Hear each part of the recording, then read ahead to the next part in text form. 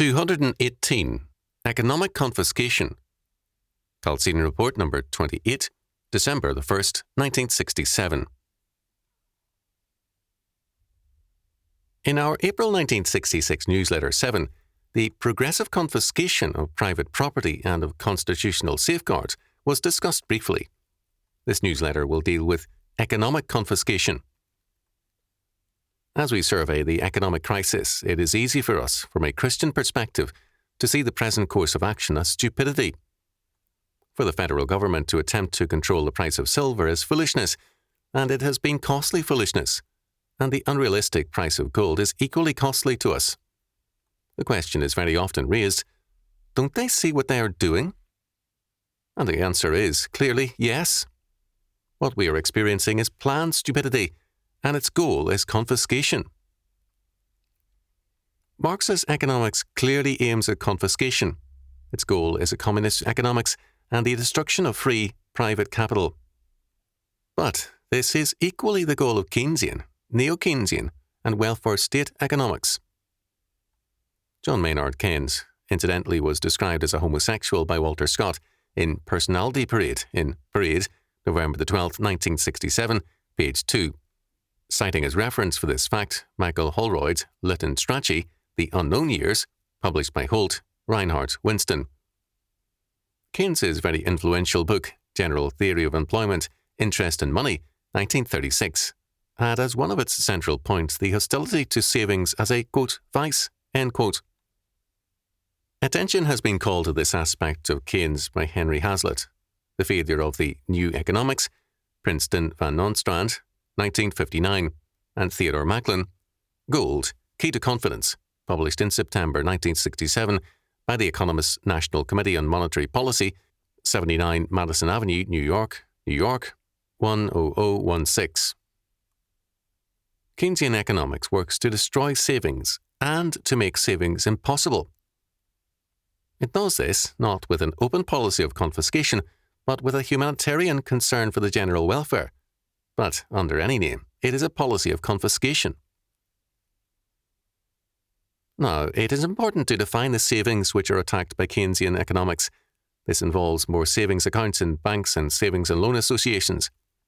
It involves pension and insurance funds, private property, inheritances, and every other evidence of thrift and providence. This confiscation is done by means of, quote, doctored, end quote, money, counterfeit money. Lenin plainly said that a central banking system and paper money are 9/10 of socialism. Our welfare state knows this and operates on the same premise. Gold and silver are real money, and an economy geared to real money always has a healthy check on unsound economic practices. In such an economy, because both money and banking rest on a gold basis, credit cannot expand indefinitely. As bank loans increase to the limit of gold reserves, interest rates rise, credit is cut off, and a short, quick depression results. Before World War I, US depressions were short, a matter of weeks and months only, and not as total in their effects. Unsound business practices are a condition of man. There is no foolproof protection against them.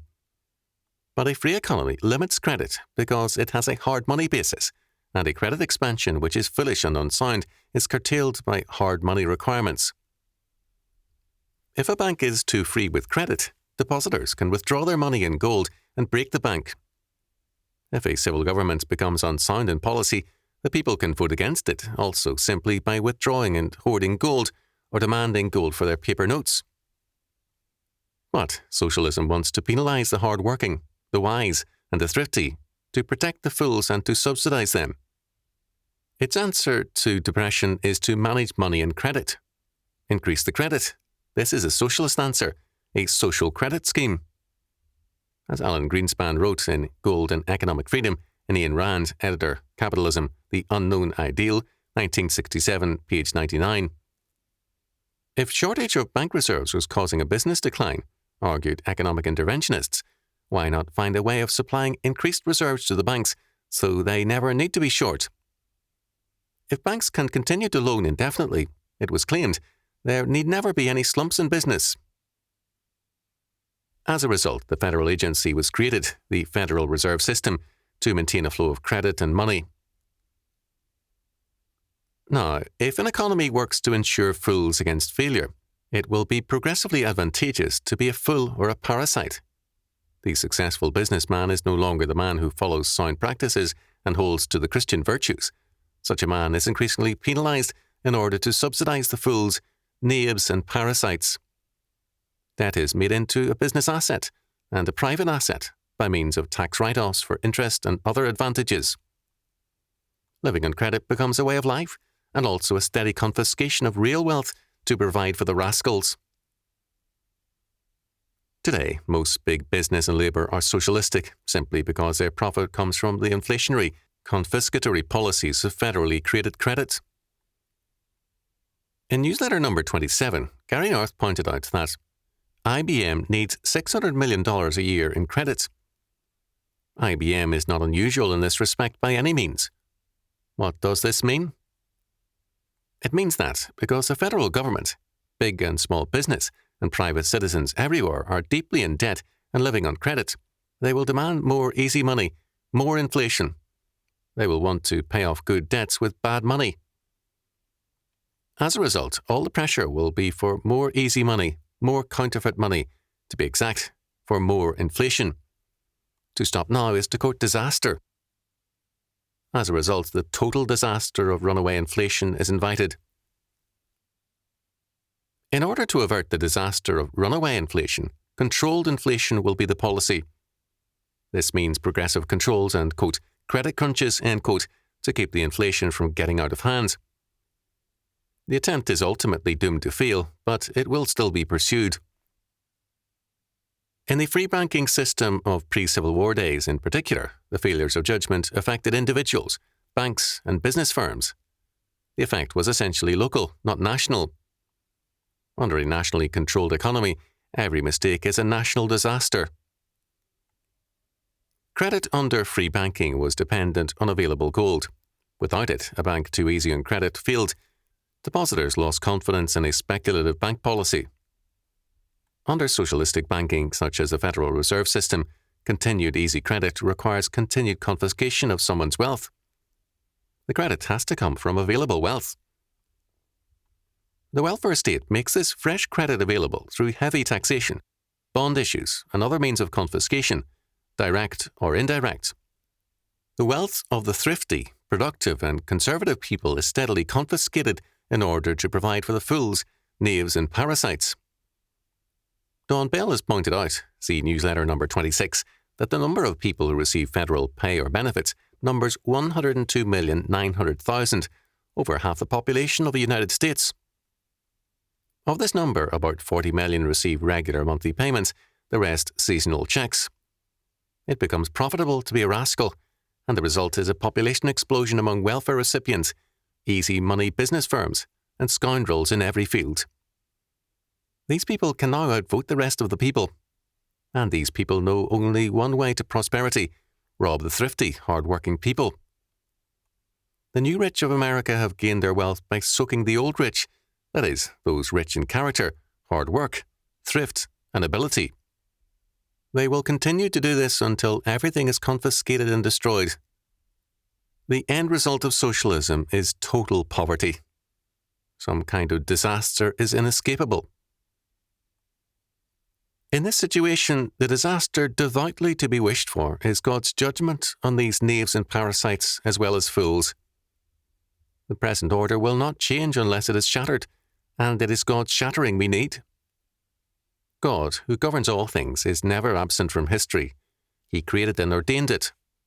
He demonstrated his intervening power and concern in the incarnation of our Lord Jesus Christ. For unto us a child is born, unto us a son is given, and the government shall be upon his shoulder, and his name shall be called Wonderful Counselor, the Mighty God, the Everlasting Father, the Prince of Peace. Of the increase of his government and peace there shall be no end. Isaiah chapter 9, verses 6 and 7. Christ shall confiscate the power of the confiscators. All laws, including economic law, are a part of his creation and ordination. Defeat is written into the nature of the universe for all who transgress his laws. Both naturally and supernaturally, Christ's government works to punish evil. They who live by easy credit will die by easy credit. They who steal shall be robbed of all they have.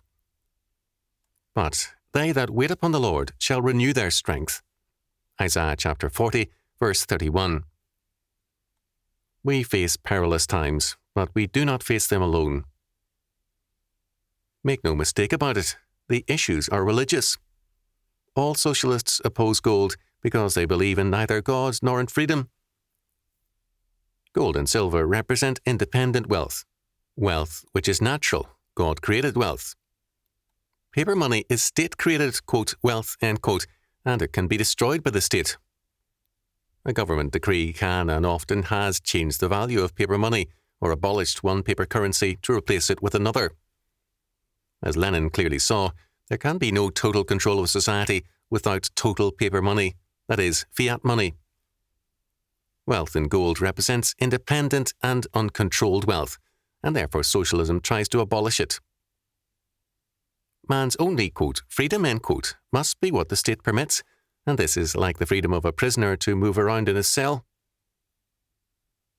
Recently, U.S. Treasury officials denied that gold has any real value apart from the price the United States gives it.